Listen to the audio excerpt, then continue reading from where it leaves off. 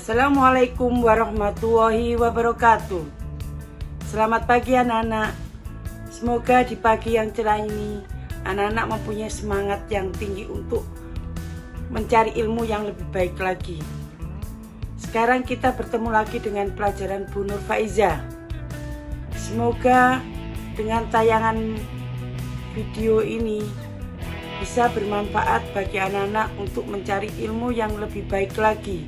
Sebelum pelajaran dimulai atau tayangan video dimulai, kita membaca doa bersama. Bismillahirrahmanirrahim. Rabbi zidni ilma warzuqni fahma waj'alni minas sholihin. Amin amin ya rabbal alamin. Marilah kita melihat tayangan video ini.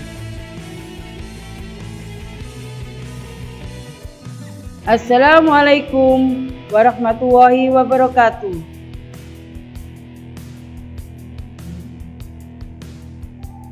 Akidah Akhlak kelas 8 semester ganjil dengan tema sifat tercela bagi diri sendiri oleh Bu Nur Faiza. Kompetensi inti 3.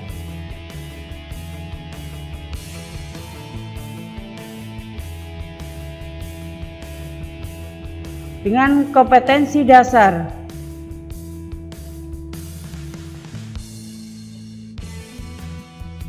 Indikator pembelajaran.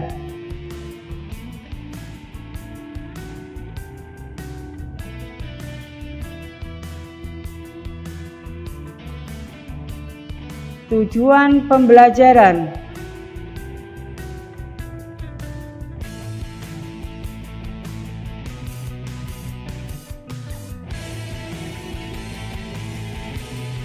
Ayo kita pelajari.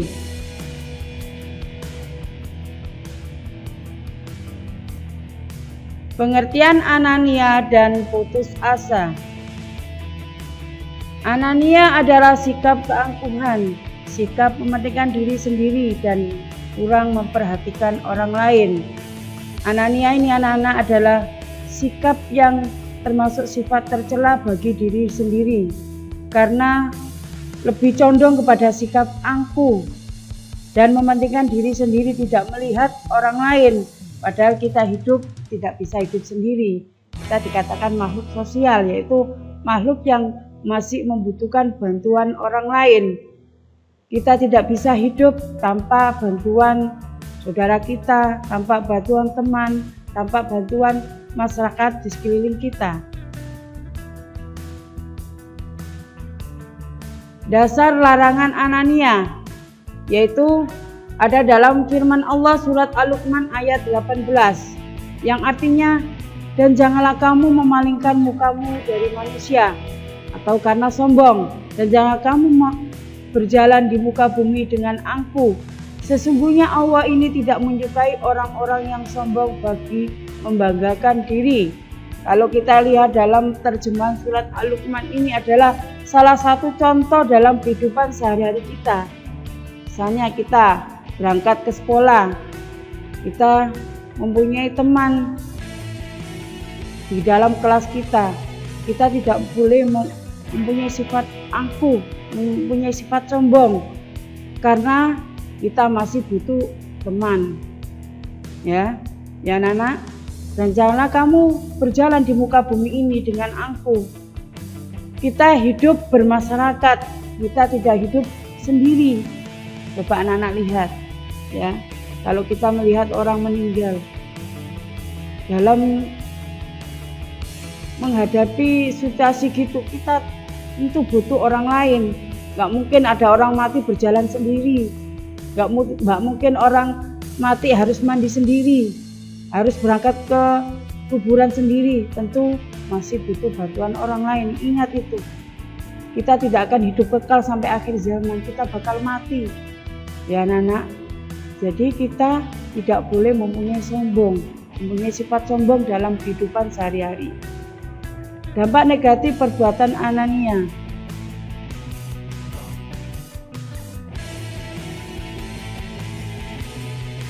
Dampak negatif perbuatan Anania yaitu 1. Tidak disukai dalam pergaulan. Ya, sifat Anania ini sangat dibenci dalam kehidupan sehari-hari karena mempunyai sifat sombong, tidak melihat orang lain, padahal di sekeliling kita masih ada orang yang membutuhkan, orang yang membutuhkan bantuan kita. Jangan dikira kita hidup di dunia ini hanya sendiri. Kita butuh bantuan teman, saudara, keluarga. B. Dapat menurunkan martabatnya. Ya. Martabat akan turun karena sifat Anania tersebut. C. Terisolir dalam pergaulan masyarakat. Kalau kita lihat dalam lingkungan kelas kita ya, kalau kita anak-anak mempunyai sifat sombong, angkuh, tentu teman kita tidak akan memilih sebagai sahabat, sebagai teman, malah dijauhi. Nah, itu adalah salah satu kerugian kalau kita mempunyai sifat Anania. D. Menimbulkan sifat tidak peduli pada orang lain. Kalau sudah mempunyai sifat Anania, jadi di dalam dirinya timbullah sifat angkuh, mau menang sendiri, tidak melihat orang lain, maka diri kita lah yang akan rugi karena teman kita tidak mau bergaul dengan kita karena mempunyai sifat Anania.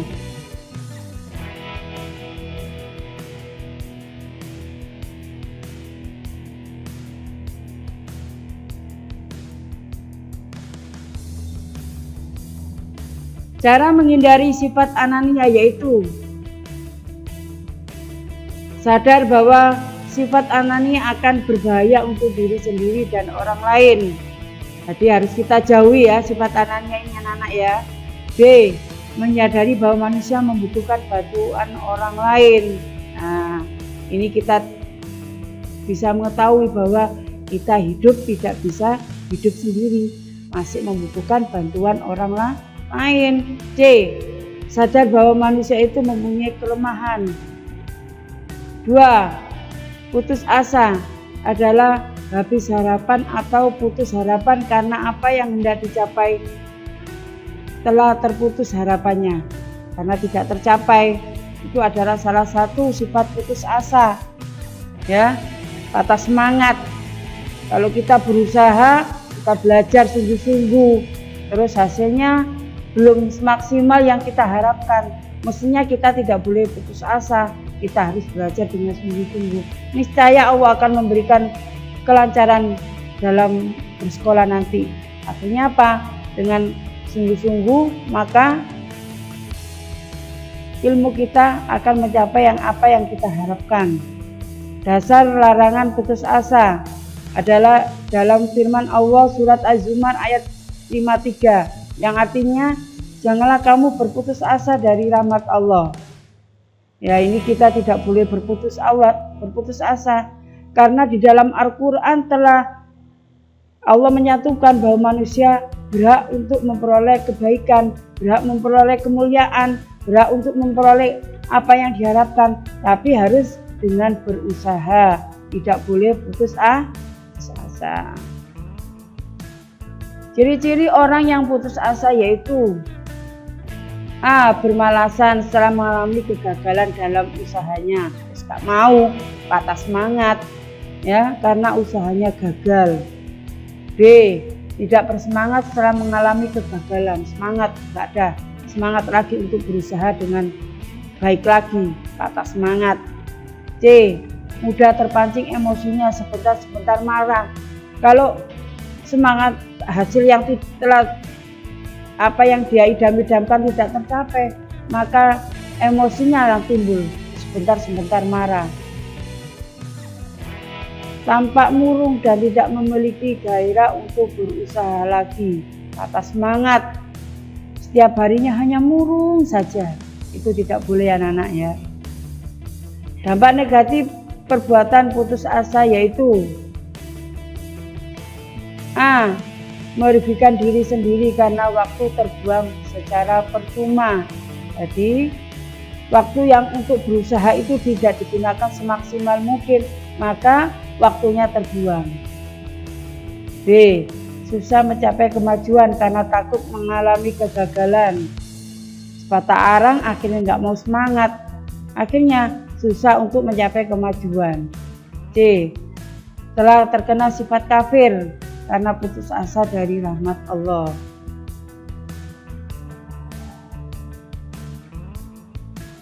Cara menghindari putus asa yaitu A. Ketabahan, yaitu tegar serta kuat hati menghadapi cobaan dan kesulitan dalam hidupnya. Dia harus punya sifat tabah, tegar kalau menghadapi segala cobaan. B. Membiasakan bersyukur atas nikmat yang diterimanya. Kalau kita diberi kelebihan oleh Allah, kita bersyukur. Dengan bersyukur itu, maka kita ingat kepada Allah sebagai Sang Pencipta manusia. C. Membiasakan diri menyelesaikan masalah. Nah, karena udah biasa, kalau ada masalah pasti terselesaikan. D. Meminta saran yang lebih tua. Kalau menghadapi masalah terus belum menemukan titik temunya untuk menyelesaikan masalah tersebut, maka kita mencari orang yang lebih tua untuk menasihati, untuk mencari jalan yang terbaik. E. Meyakini setiap ada kesulitan pasti ada kemudahan ya. Ini setiap kesulitan pasti ada kemudahan jika kita mau berusaha. Ada pertanyaan? Sudah jelas? Coba perhatikan tugas di bawah ini. 1. Sebutkan pengertian anania. 2.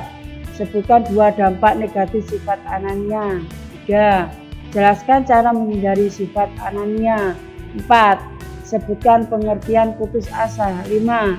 Tuliskan surat Az-Zumar ayat 53 beserta artinya. Selamat mengerjakan.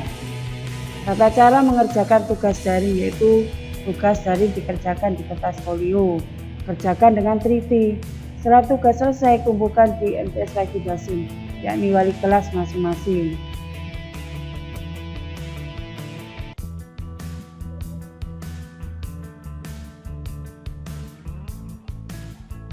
Waalaikumsalam warahmatullahi wabarakatuh. Bagaimana anak-anak dengan tayangan video barusan? Apa anak-anak sudah paham atau mengerti? Kalau sudah, Bu Nur Faiza hanya ngasih pesan. Waktu anak-anak di rumah, jangan lupa sholat. Jangan lupa membantu kedua orang tua anak-anak. Pergunakan waktu dengan sebaik mungkin. Semoga apa yang anak-anak amalkan dalam kehidupan di rumah bisa bermanfaat untuk langkah selanjutnya. Marilah kita berdoa bersama-sama untuk mengakhiri pelajaran hari ini. Bismillahirrahmanirrahim. Allahumma inni astaudiuka ma alamtani warzuqhu ilayya indal hajati wala tansani ya rabbal alamin. Amin amin ya rabbal alamin. Wassalamualaikum warahmatullahi wabarakatuh.